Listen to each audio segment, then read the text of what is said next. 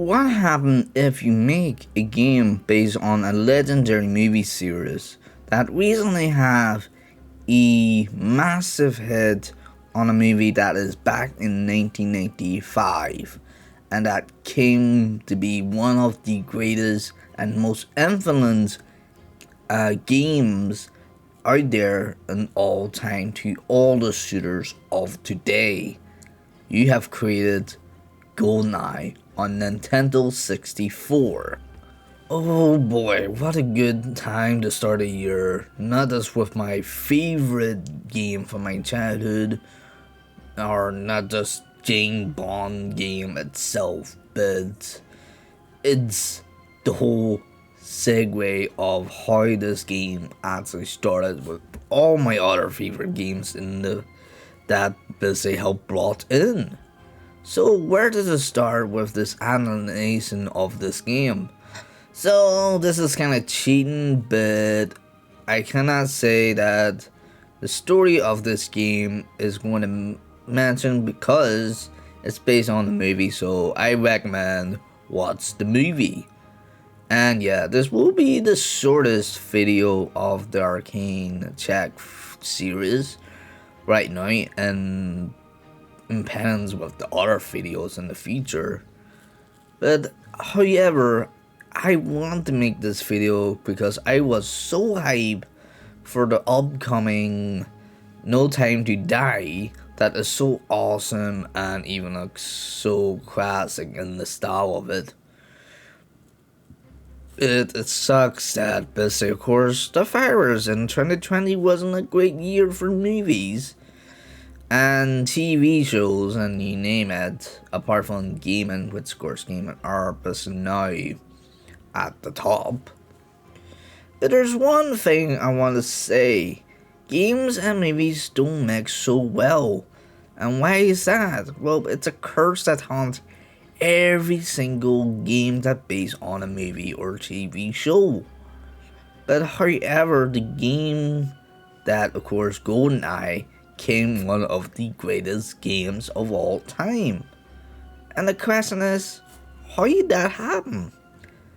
And even, of course, is it a good time to dive into history as we learn more and more about the details we got so far as I studied the background of this game? Well, apart from the whole idea it's James Bond, but we're talking about how this game was made. We're not going looking deep on James Bond. That could be a feature I could look into in the future.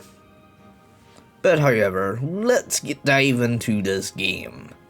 So let's get into the history of Goldeneye.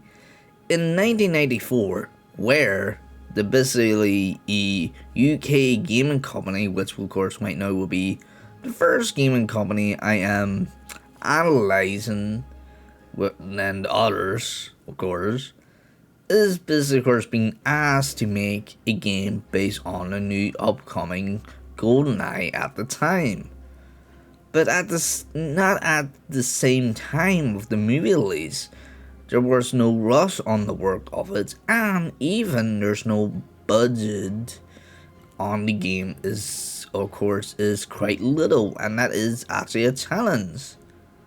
So this could be a strong message to Cyberpunk that was meant to be a greatest game of all time. And yet, of course, even though I did play it, and yet I still believe this game deserved much, much better. So, yeah. Watch out, Poland. I will get you someday. But I will say this. We will, of course, discuss more of this game. So, here we go. Let's get back to the history of it. As they pick a low-budget way to hire a small and experienced team of 3 that is led by Martin Hollis, who happened to be a bit of an experienced programmer on, of course, Killer Instinct, basically the arcade machine, not the actual game itself. And because of course Martin actually wants this project so bad, and yet even he is basically have some small experience on programming. And yet the ideas he have was something that he will rebel against his basically his higher ups. And that is of course they suggest, of course the idea of the game at the time was meant to be a 2D side-scroller platform game that is basically Donkey Kong.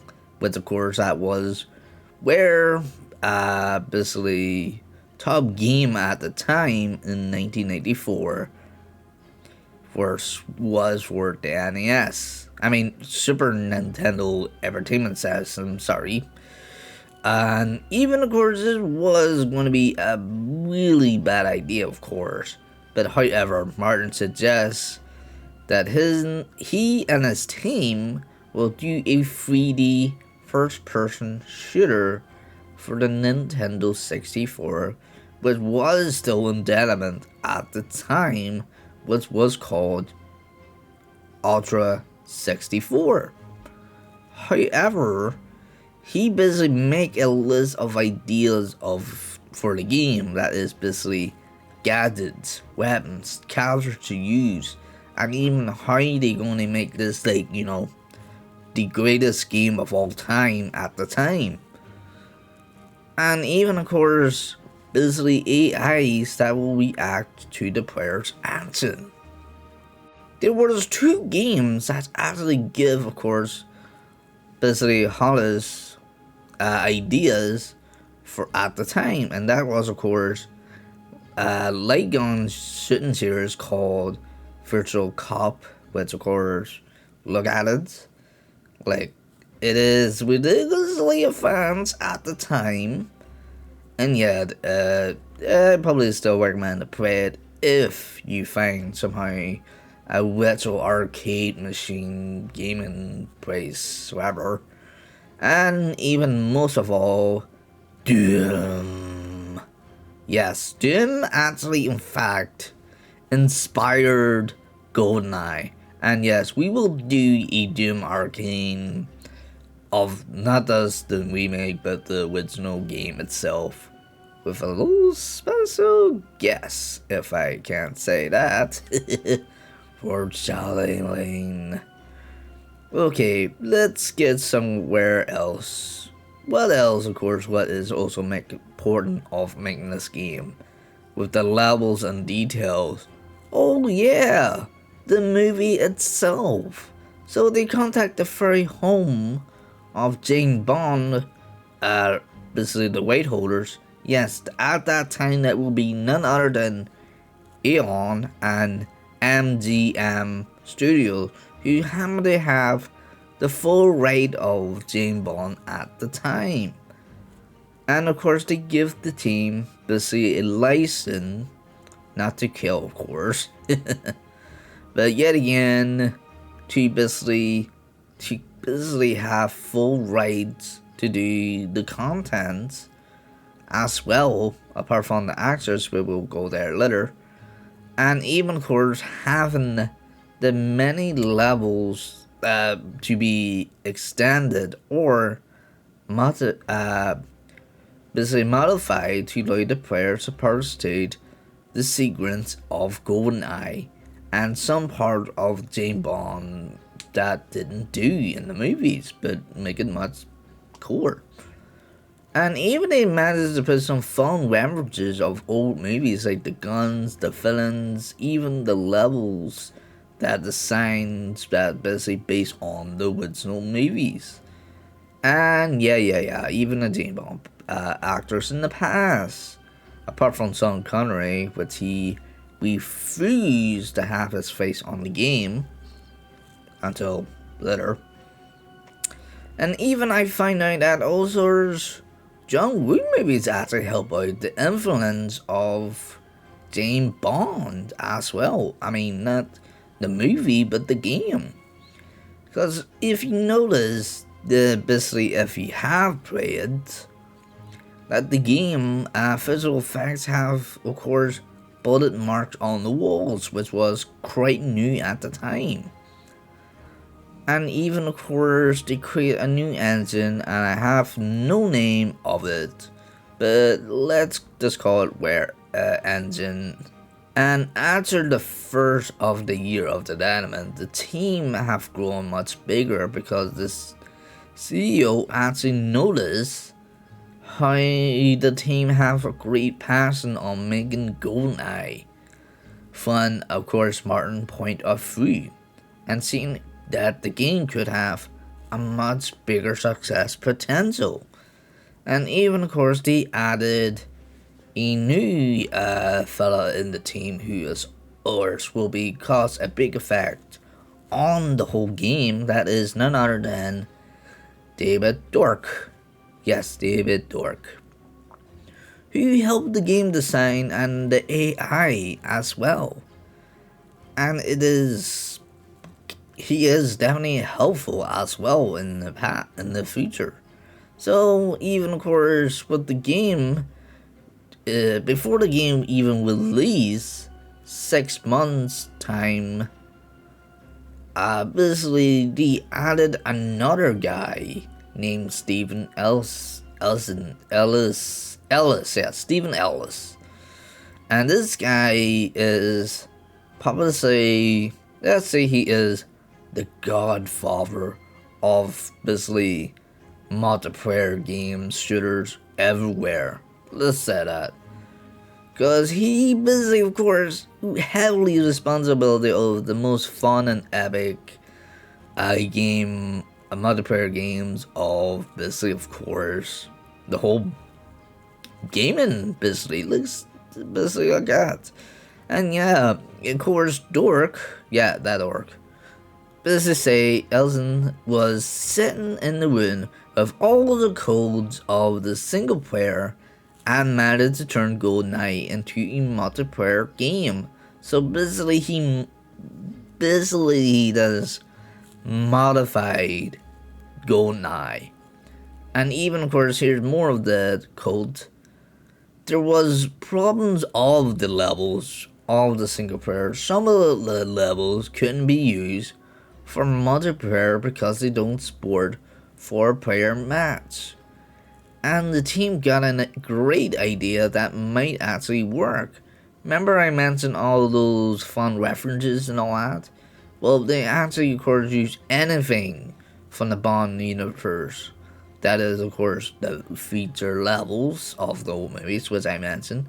Even the characters, but of course, sadly I didn't mention that Sean Connery, basically we freeze to have his face on the game.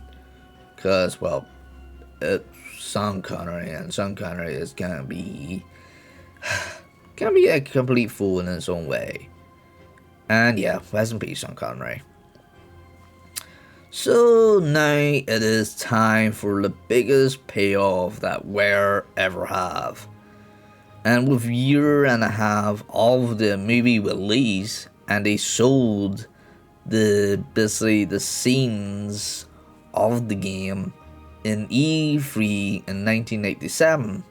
The gaming media at the time found the game very great and even the best they ever played at the time, because the journalists didn't have high expectation that the game will be, much bigger than they ever thought. And even of course they doubted that every time a game and movie that basically was out basically always end up flop, like what happened to E3, which nearly destroyed the whole freaking gaming companies, or even the gaming culture. And even of course we learned that the team who created the game as well was the love on, of course, how passionate they are in the game. And as the release of course, Goldeneye, it was in fact a critical and commercial hit. And even in 1998, the game sold 2.1 million copies. And even you probably say that's not much, right, not much right now.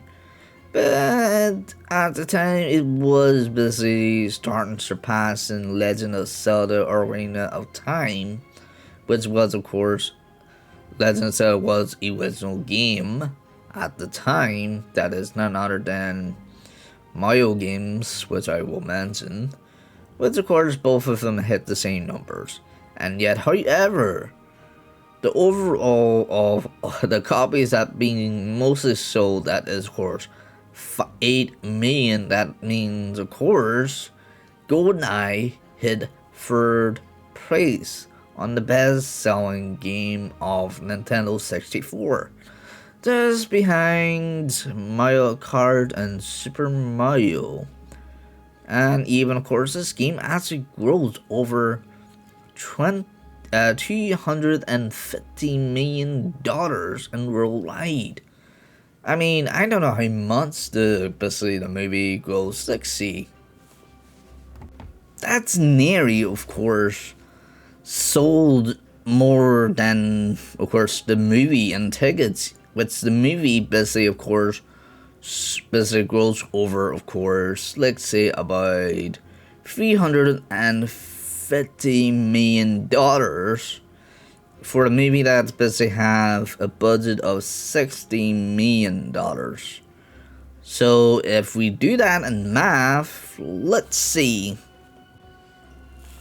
And that would be, of course, nearly, of course, $100 million, of course, $100 million in difference. So in that, of course, in together, as well with the movie, as well as we will basically add it up, and that will be, of course, that will be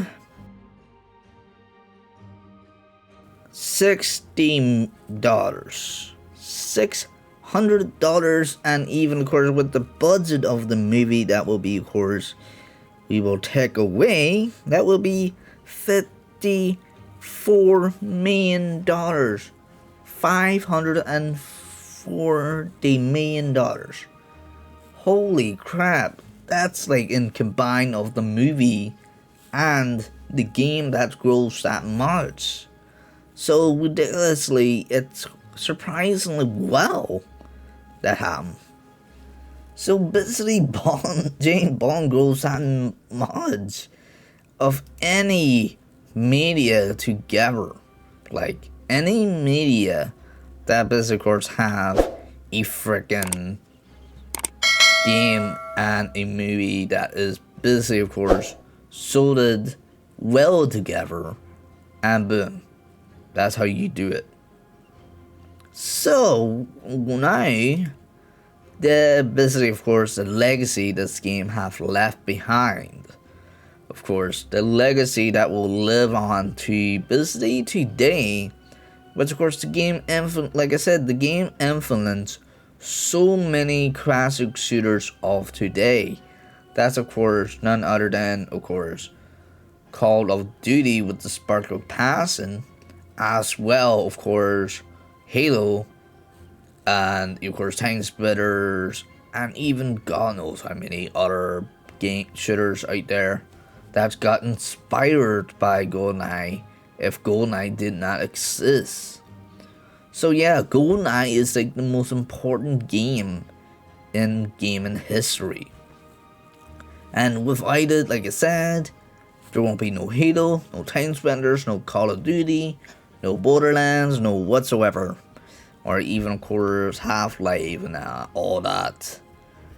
So even, of course, this game leave a mark, and the greatest lessons that the developers learned from this. And even by the follow-up, of course, Goldeneye, that now EA have bought the rights, well, at the time, changed it to a third-person shooter, then first-person. And, of course, they also make, of course, Goldeneye, make some bomb games, that is, of course, Nightfall, Agent on the Fire, but not so well much as Goldeneye. but they're getting there. But it doesn't have the same charm of Goldeneye. And even of course with the news that IO, that's the same company that's created a Hitman that is now making a James Bond game. And of course it will be original. And I think that will be awesome in my opinion. So like I said, it's going to be a original game set in the James Bond world. We don't know is it going to be canon or what whatsoever. But who knows? They might probably make it like into the Hitman series. Even like the same ideas but in a different way. And there's going to be something. That's it. It's going to be something in the future with that. But yet again, that's what I got for you everyone. And yet what a year to blast from the past. By talking about the world's greatest spy movie series that happened to be influenced gaming history or world, basically create all these classic games. So yeah, we have to thank to this guy, of course. No, not James Bond. We have to thank to the man, the legend, the myth, Ian Fallon, who created these Bond movies, well, Bond books, by basing on the operation he actually take part on. And yes, he is technically a spy, even though he's technically a intelligent agent. So yeah, but yet again, this is of course what is going to do. So yeah. And now, what is going to be happening in 2021? What our future is going to hold, and I hope it's going to be a year of recovery because we need this after what happened last year. So I will say this, thank you guys to coming in and watch this video, and of course I am doing what I can. And before I go, to be here, and even of course I will see you guys in the next 2 weeks. See ya.